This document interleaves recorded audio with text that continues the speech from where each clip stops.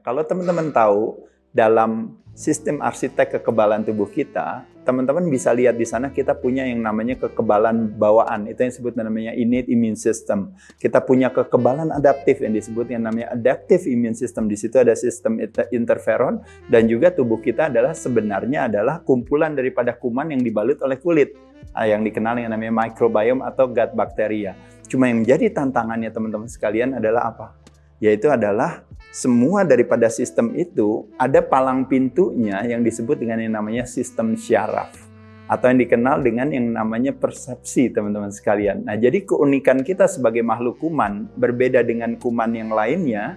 Kalau kuman di luar tubuh kita itu dia tidak memiliki satu komando hidup sendiri-sendiri. Tapi kalau kuman di dalam tubuh kita memiliki satu komando, dan komando itu adalah persepsi kita, atau sistem syaraf kita. Sistem syaraf kita dipengaruhi oleh stress response atau relax response. Siapa yang mendominasi, dia yang akan menentukan signal atau komando kepada sel untuk tumbuh dan berkembang, akhirnya imunitas meningkat, atau kebalikannya merasa terancam, mengadopsi ketakutan dan kecemasan misalnya sebagai lifestyle kita, maka pada saat itu terjadi proteksi sehingga tidak terjadi pertumbuhan dan perkembangan, makanya imunitasnya rendah. Nah, dengan kita mengetahui itu, akhirnya kita menyadari kesatu adalah saya harus punya mindset yang tepat dalam hal pola perilaku sehat.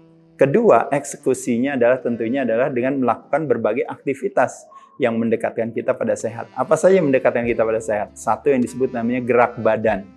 Biasanya dikenal dengan namanya olahraga, melatih pengencangan otot jantung dan otot rangka kita.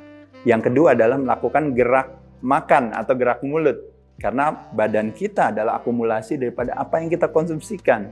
Mulai dari sumbernya, mulai dari penyajiannya, kapan kita makannya, berapa banyak kita makannya. Itu semua akan menentukan daripada kualitas kesehatan kita. Dan yang ketiga tentunya yang tadi saya katakan di awal, yaitu adalah yang disebut yang namanya gerak pikiran dan gerak nafas. Biasanya gerakan pikiran kita mencerminkan gerakan nafas kita dan sebalikannya. Gerakan nafas kita mencerminkan gerakan pikiran kita. Pada saat dimana persepsinya penuh dengan ketakutan dan kecemasan, akhirnya otomatis perlawanan hati, maka otomatis yang terjadi apa teman-teman sekalian?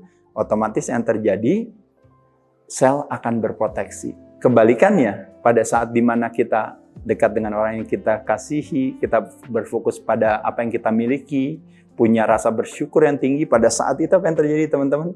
Yang terjadi tumbuh dan berkembang atau relax respon yang lebih mendominasi.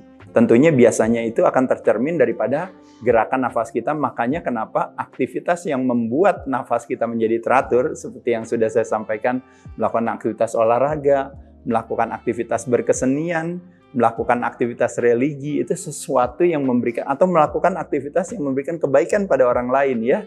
Bersedekah sekalipun juga, termasuk juga memberikan atensi, apresiasi, afeksi, itu akan memberikan satu relax respon yang menjadi dominan atau dominasi, sehingga akan mengirim signal kepada sistem kekebalan tubuh kita untuk tumbuh dan berkembang, sehingga apa yang terjadi sebagai konsekuensinya?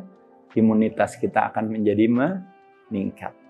Selamat mencoba teman-teman sekalian. Twice the price, twice the hydration.